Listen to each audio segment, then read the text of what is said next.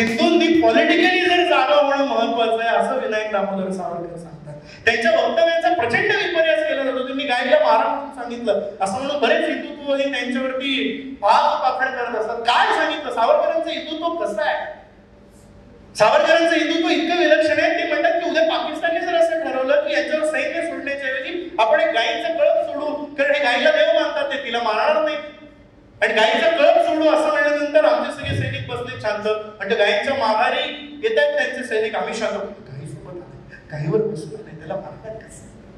असं ते म्हणाले तर काय करणार आम्ही? अशा वेळेस जी तुम्ही हिंसा करता ती धर्मासाठी केलेली हिंसा असते. ती हिंसा म्हणजे अहिंसाच आहे असं सावरकरांचं. मला सांगा, साधं उदाहरण, तुम्ही तुमचे केस वाढल्यानंतर कापता ना, आपण आपल्या हातांचे नख वाढल्यानंतर कापतो ना, आपण आपल्या पायांची नख आपण कापतो ना, मग आपण आपल्या शरीराचा एक अविभाज्य घटक कापला म्हणजे आपण आपल्या शरीराची हिंसा केली असं आपण म्हणतो का? त्याचा अर्थ कृती मॅटर करते ना. सावरकरांचं हिंदुत्व ते आहे मित्रांनो. सावरकरांनी ते आपल्याला सांगितलं. सावरकरांनी जो सिद्धांत आणला ना, आसिंधु सिंधू पर्यंता यस्य भारत भूमिका पितृभू पुण्यभूश्चैव सवयी हिंदू रीती स्फुटा.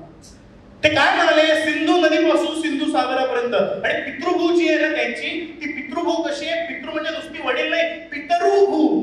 तुमचे पित्र, मला सांगा, पावसकरांचे हजारो मित्र काही जन्मांचे या मातीमध्ये राहिले. अशी पितृभू जी आहे ते हिंदू.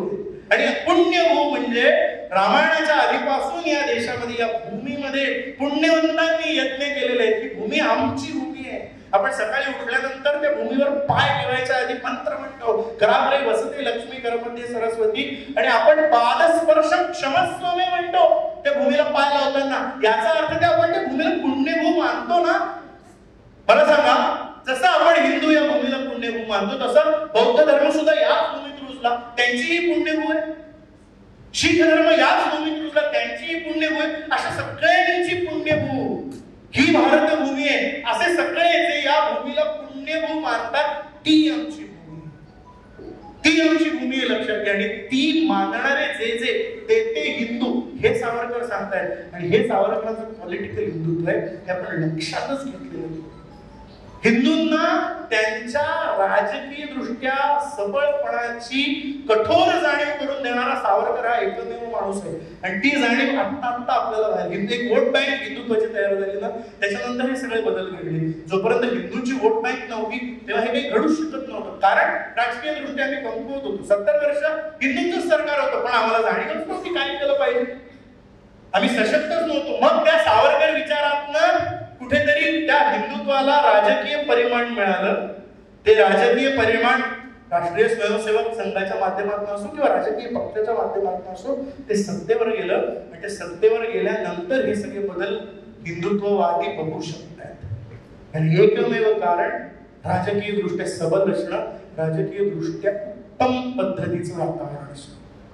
जोपर्यंत हिंदू, तुम्ही कितीही जुनी उदाहरण काढून घ्या, 400 वर्ष हिंदू राजा नव्हता या देशामध्ये. सर्रास रामदासांनी लिहिलं, किती गुजरणी ब्राह्मणी भ्रष्टविल्या, किती शामुखी जहाजी खाकविल्या, किती सुंदरा हालो होऊनी मेल्या, किती एक देशांतरी त्या विकिल्या. हे सगळं केव्हा सांगितलं? हिंदू पदपादशाही, हिंदू राजा झाला आणि हे सगळं थांबलं. सावरकर ते सांगतात, हिंदूंनो राजकीय दृष्ट्या संघटित